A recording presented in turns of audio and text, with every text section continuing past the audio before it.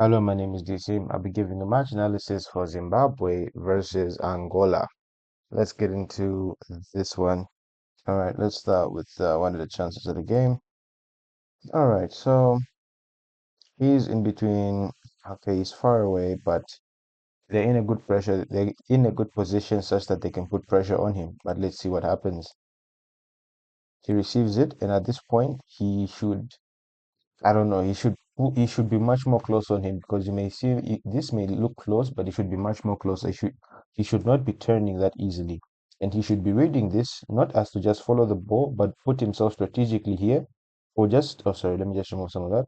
Put himself take a few steps backwards. You put yourself here so that you know that if he gets past you, or sorry, if he gets past him, you're taking him on like sideways. Oh, sorry, I just don't know how properly illustrate this, but you'll be in a position whereby you can actually be able to either take the ball or push back and force him to, take a shot, and then probably you just rush in, use your body, and put more pressure on him. Look at what he does.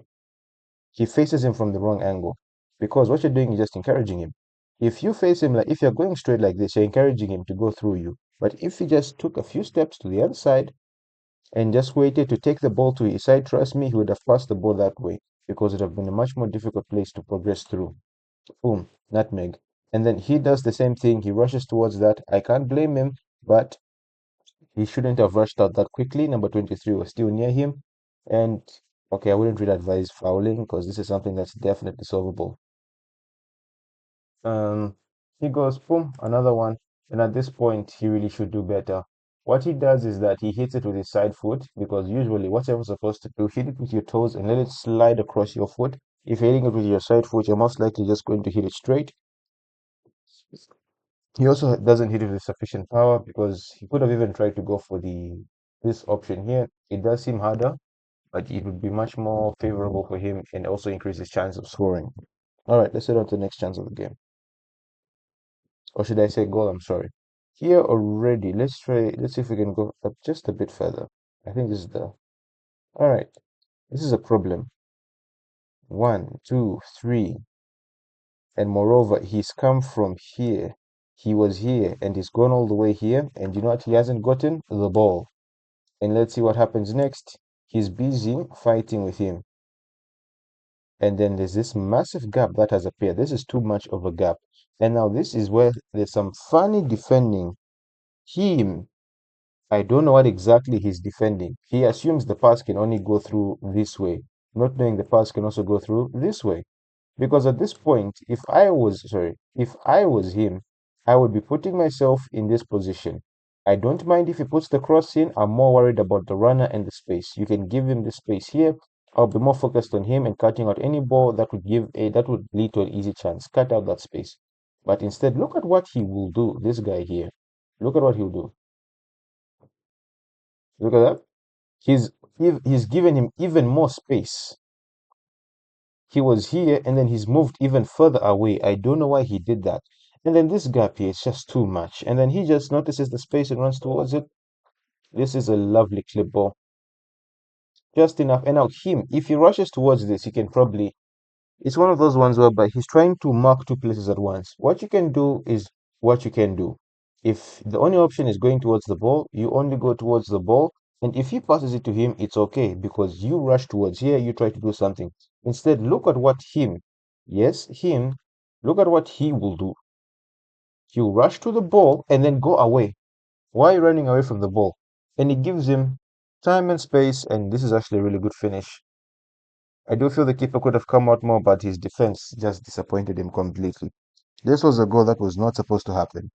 Anyway, let's head on to the next goal of the match. Okay, but let's just watch it from this angle. I mean, simple football. These guys are way too out of position. He lets it bounce. I mean, I don't know what exactly. He should have just gone straight towards the player, but that's a good finish. Really lovely. All right, so this is a definitely manageable situation. 2v1. Now, this is not tolerable because they are not marking him because his focus is towards there. He can he's also focusing towards the ball that's there. He's not really focusing on him. This is really dangerous. He's alone, unmarked, and you've given him a free run towards goal. No one is marking him. To be honest, he should be more worried about what's behind him compared to what's in front of him because there are two players here at least. He goes, he sees the option, he lifts his hand up. It's a lovely clip, but this is a lovely finish. One touch. Look at that. Lovely. A satisfying goal, if you can ask me.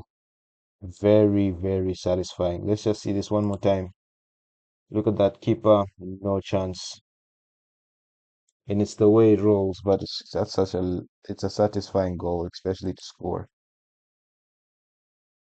All right, so this is a chance once again. He plays it out wide.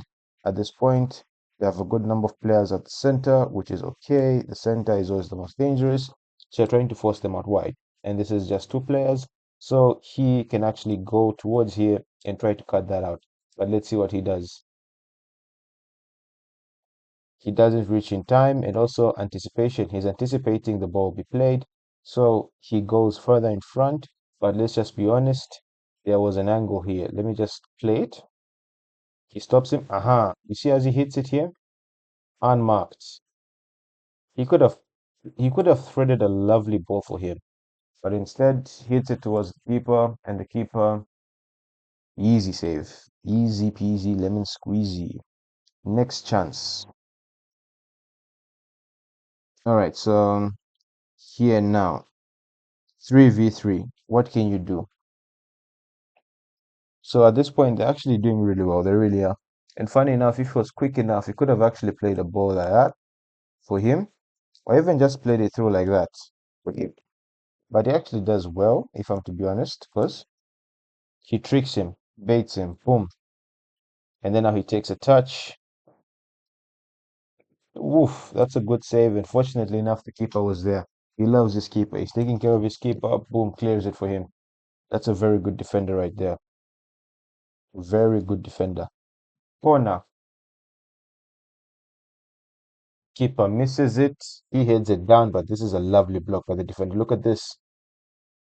He manages to kick the ball into the attacker and it goes out for a goal kick. Otherwise, very entertaining match.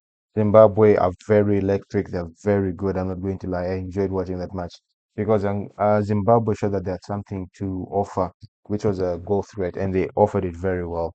Very good game by Zimbabwe for Angola. I think this could be an issue of 2 points lost rather than a point game. But otherwise, this is the AFCON. This was a really entertaining match. Otherwise, that's it. Don't forget to like, share, subscribe, and I'll see you in the next one. Bye.